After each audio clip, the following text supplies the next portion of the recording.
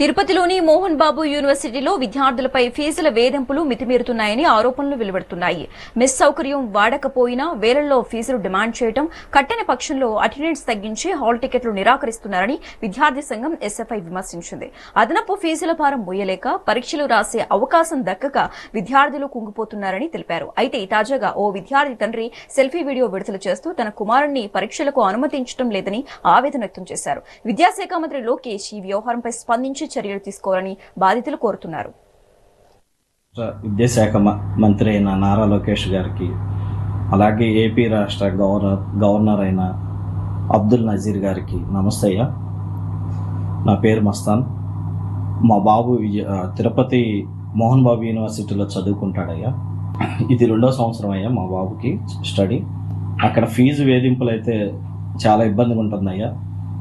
మా బాబు fee reimbursement మీద చేరాడు, ఎంసెట్ ర్యాంక్తో చేరాడయ్యా. పోయిన సంవత్సరం యూనిఫామ్ కానీ, మెస్ ఫీజు అని, ఇంకా చిన్న చిన్న ఫీజులు ఉన్నాయ్యా, యాప్ కానీ అవన్నీ. ఆ 20 వేలు కాకుండా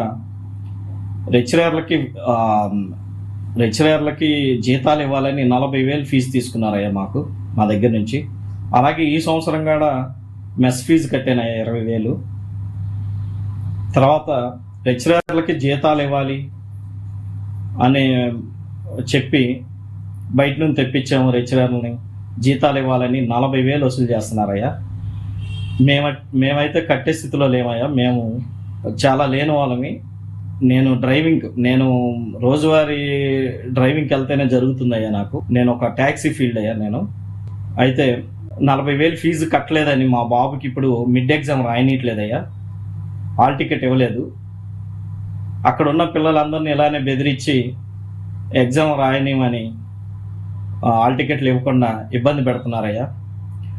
ఎంతోమంది పేద మధ్యతరగతి కుటుంబాలు ఎంసెట్ ద్వారా వెళ్ళి చదువుకుంటుంటే అక్కడ ఆ పిల్లలందరికీ, మా పిల్లలతో పాటు అందరి పిల్లలకు కూడా చాలా ఇబ్బంది పెడుతున్నారయ్యా.